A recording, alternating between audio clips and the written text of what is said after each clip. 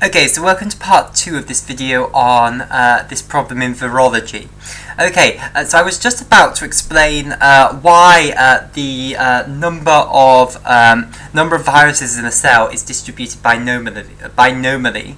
I've sorted out the lighting problem now. It was getting a bit dark, and we also had a problem with some lines coming down here, but I found a way around that as well. I've got like a shield here blocking the light slightly so that too much light doesn't get into the camera. So if this shield suddenly, which is a book, if this book suddenly falls over into the camera, that will be what has happened, that the shield has fallen down, that I've knocked it over. Okay, so we were in the process of trying to explain why this is binomially distributed. So the best way to see that, in my opinion, is to look at it from a different point of view. So make another probability space, and basically what we're going to do is we're going to go through every single virus, and either there are two possibilities. The virus can either go into your specific cell, or it cannot go into your specific cell, so it doesn't go into your specific cell. So ascribe a 0 to that virus if it doesn't go into your cell, and ascribe a 1 to your virus if it does go into your cell. So you can get combinations, basically. So go through the first virus. Let's say the first virus does go into your cell, so it will get a 1.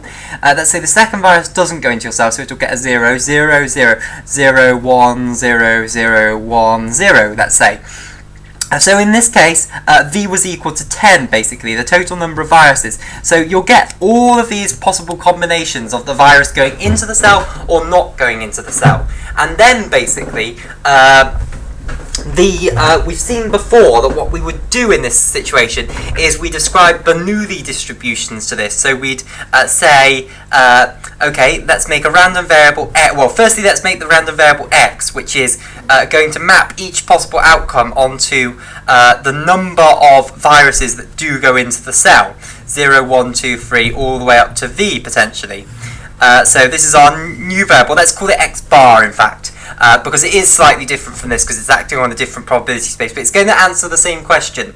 So you have these outcomes of the experiment. So basically what you have is you have your V viruses, and for each one you're basically, it can either go into your specific cell or it didn't go into your cell, and so you can get this code basically of 1s and 0s which will tell you exactly which viruses of your V did go into the cell and which didn't.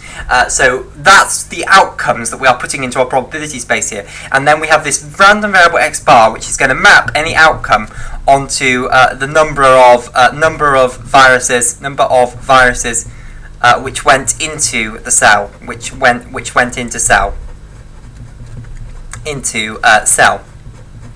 Okay, so just as we did in the binomial when we were deriving the binomial distribution as the sum of a finite number of Bernoulli distributions, we can set up Bernoulli random variables. So let's say x bar 1, which is going to map s onto either 0 or 1, and the way it's going to work is it's going to map s onto it's going to map it onto either it's going to map it onto 0 if the first virus didn't go into the cell,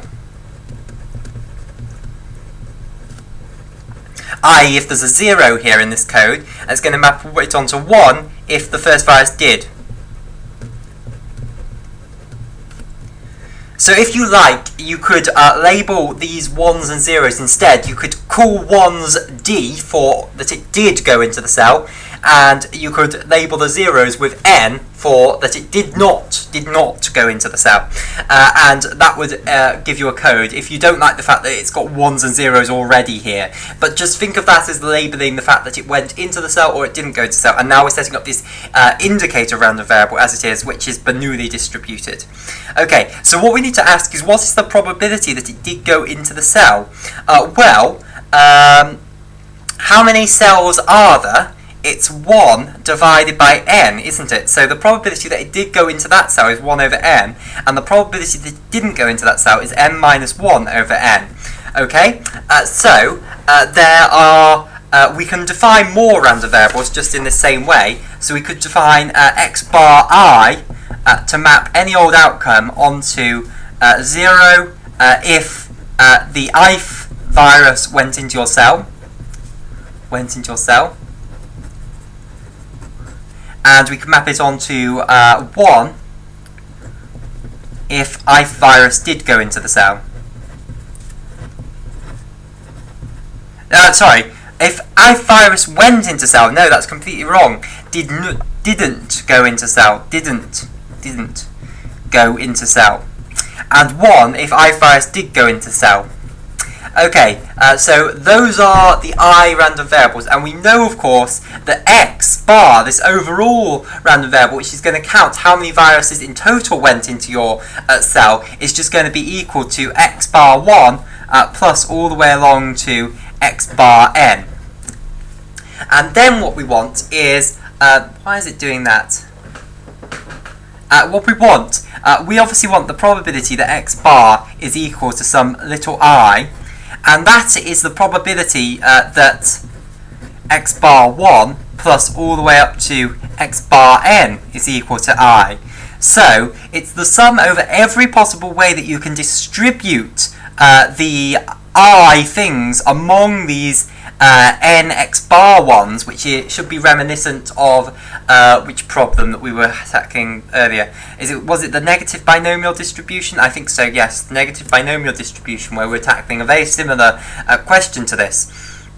Okay, so we can ask, what is the probability that x1 plus xn? So basically we want x bar 1 plus all the way up to x bar n to equal I, and there are lots of different ways of ascribing these I things to these x bar 1 up to x bar n random variables. So for instance, we could let x bar 1 equal 1 or 0. Each one of them is obviously 1 or 0, but this one could be 0, this one could be 1, and we want to know how many different ways are there of ascribing which of them are going to be zeros and which of them are going to be ones. So we need I ones and we need n minus I zeros. So how many different ways are there of ascribing I ones and n minus I zeros? So we're going to have I ones, if you like, I ones, and n minus I rather, zeros. Okay, so n minus I zeros. Okay, so basically all you need to tell me is which ones are going to be ones, and then the zeros are all set, basically. So just tell me which ones are going to be ones. So for the first one that you want to assign, there are n different things that you could let equal the first one. Then you go on. There are n minus 1 things that the second one could be equal to, ascribed to, and then that goes all the way down to n minus I minus 1. After which you have ascribed all I ones. After that, all the zeros are set where they go.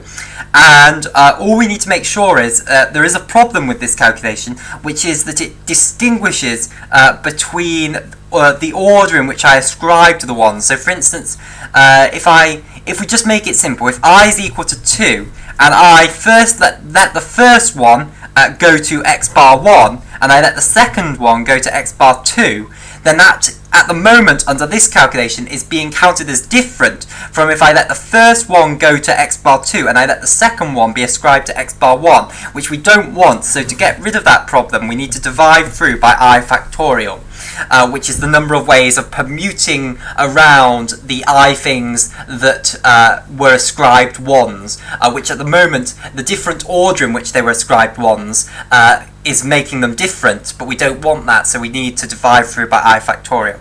Okay, so that's the total number of ways of doing this, and now what we need to show is that if you have a specific permutation, so if I've ascribed the I ones to these random variables and I've ascribed the n minus I zeros to these, so if you have some specific values, then we need to now work out the probability that, so x bar 1 is equal to that specific value 1, and x bar 2 is equal to the specific value s2, so I need to put a comma there, and x bar 3 is equal to the specific value 3. So you have decided upon what values they are going to take on, and you now are trying to work out what is the actual probability of that. Sorry, x bar n is equal to whatever its specific value is, specific value n, then we know, because these Bernoulli trials are, independent and identically distributed, that this is equal to the probability that x bar 1 is equal to S1 times all the way up to probability that x bar n is equal to Sn.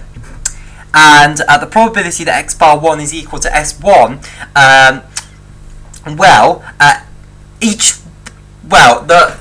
the probability that it's equal to, if the specific outcome is a 1, then the probability is going to be equal to 1 over n, and if it's going to be a 0, then we know it's n minus 1 over n.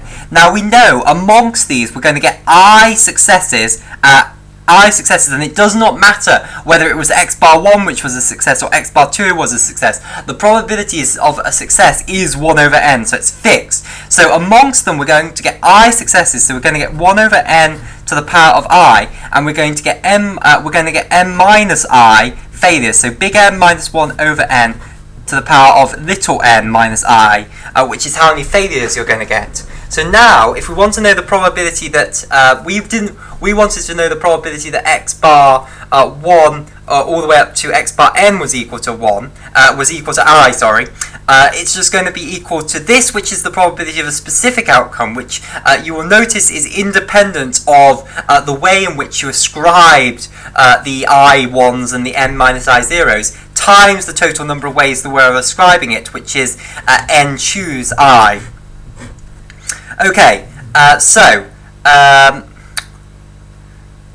wait a second, where did we get this n from? I just want to figure out. Okay, so n was all of these random variables. So n was the number of viruses. Little n was actually equal to big V. So let's just put that in now, because the number of random variables we had was actually how many viruses we have. We went through every single virus and said either it's 1 or 0, depending on whether that virus went into the didn't go into your cell or did go into your cell. So the little n is actually equal to big V. So let's write that down. The probability that at the moment that the big X is equal to I is equal to V choose I 1 over n to the power of I, n minus 1 over n, which is just 1 over n, 1 minus 1 over n, to the power of v minus I, and that's it. So this looks very much so like it's like x is going to be distributed binomially with parameters v and the parameter of probability being equal to 1 over n. Okay, so that looks to be how our random variable, which ascribes to every possible outcome of how you put the viruses into the cells, how many viruses overall went into your specific cell. It looks as though that's going to be binomially distributed, and approximately, if you want to know, exactly, if you want to know the probability that x is equal to I, i.e. that your cell is going to have I viruses in it, then this is the answer here. However, firstly, the problem. Now I've just removed this big book. The problem with this is that oh dear, now it's collapsing. If v is very, very large, and if v is very, very large, then calculating these factorials can get very, very difficult. So what we're going to see in the next video is how we can use the Poisson distribution to approximate this.